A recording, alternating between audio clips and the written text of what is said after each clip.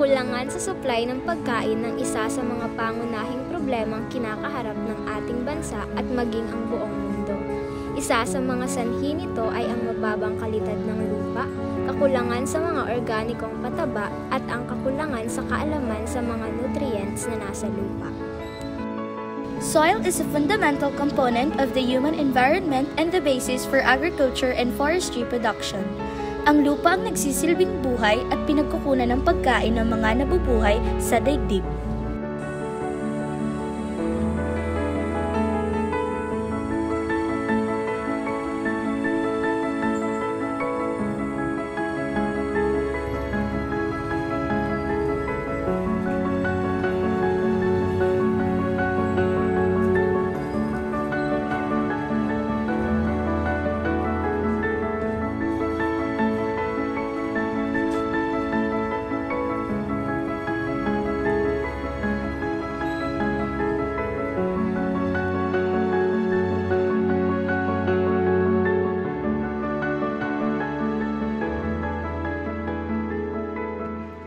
Sa pagtanong-tanong at pananaliksik namin sa mga magsasaka sa bayan ng Labo, Binson sa Talisay, napansin namin ang kahalagahan ng pagsusuri ng mga sustansya na nasa lupa at kung ano ang maaaring maging dulot nito sa mga pananim.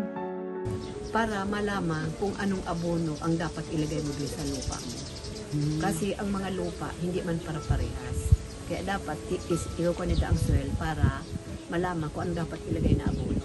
Konti lang o madami. Conforme sa ng lupa. Kung anong uri ng abono. Napansin din namin na nahihirapan ang mga magsasaka. Nasuriin ang lupa dahil sa napakamahal at napakalayo ng mga laboratories na nagsusuri ng lupa dito sa Camarines Norte. At natatagalan din ang pagproseso nito.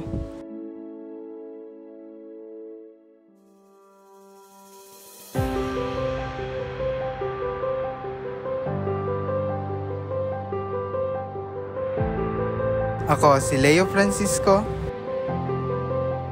Ako si Liana Irish Maisa.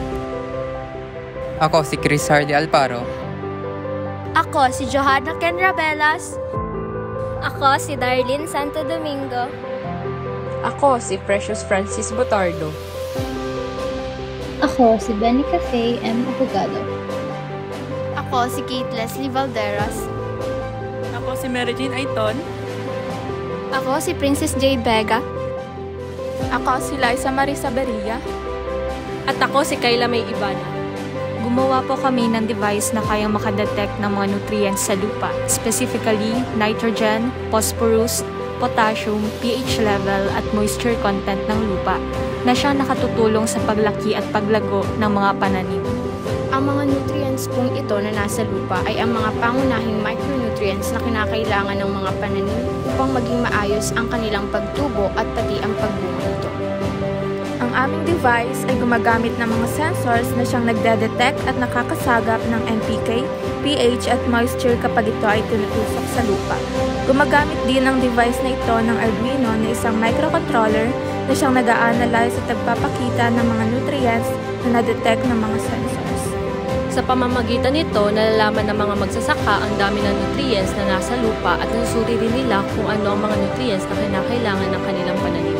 Dahil dito, nalalaman nila kung gaano karaming pataba ang kanilang ilalagay. Layunin po ng aming device na mapadali ang pagtatanim ng mga magsasaka sa pamamagitan ng pagsusuri ng lupa. Sa ganitong paraan, hindi na nila kakailanganin pang pumunta sa mga laboratoryong malayo sa kanilang lugar. Sa pamamagitan ng device na ito, unting-unting nasusolusyonan ang mga problema ng ating mga magsasaka at napapadali ang kanilang trabaho. Isa itong malaking tulong sa larangan ng agrikultura sa ating bansa na maaaring maging solusyon sa pandaigdigang crisis sa pagkain na kinakaharap ng ating mundo.